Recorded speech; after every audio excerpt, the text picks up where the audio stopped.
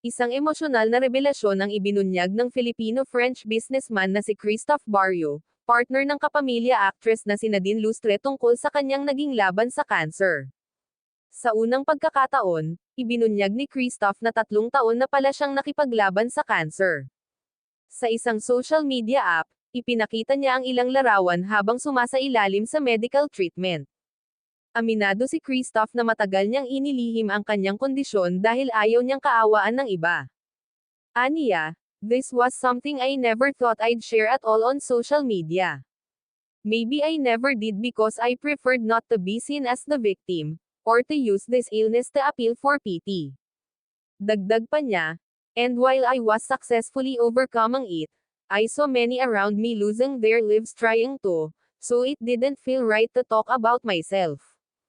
Ikinwento niyang 3 taon na ang nakararaan nang sabihin sa kanya ng mga doktor na may cancer siya at ilang linggo na lamang ang nalalabi niyang buhay. Inakala raw niya that time na hindi na niya mararanasan ang magkaroon ng asawa't anak. Nang panahong iyon ay nagdesisyon na raw siyang gugulin ang mga natitirang oras niya sa Siargao at wala na siyang balak pang magpagamot. Subalit may mga doktor daw na nagpayo sa kanya na pwede siyang gumaling kung magpapagamot siya sa France. Kaya naman nag-decide siya na magtungo sa France at magpagamot agad.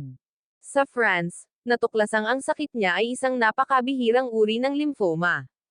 Bagamat walang maibigay na survival statistics ang mga doktor, agad siyang isinailalim sa 6 na buwang treatment.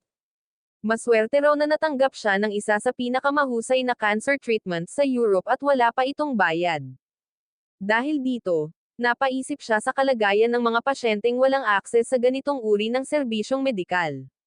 Sa halip na 6 na buwan, 2 buwan pa lamang ng chemotherapy at immunotherapy ay tuluyan na siyang nasa remission. Ayon kay Christophe, mas lalo lamang niyang pinahalagahan ang buhay matapos ang kanyang pinagdaanan.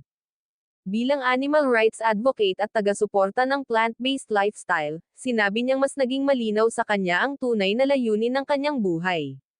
Dagdag pa niya, "Our lives are way too precious to be wasted.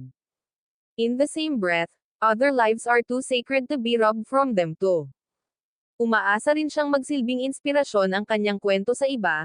"I have no pretension of changing the world or saying anything revolutionary, but simply hoping some readers will realize they should not wait for life to hit them hard to realize all of this."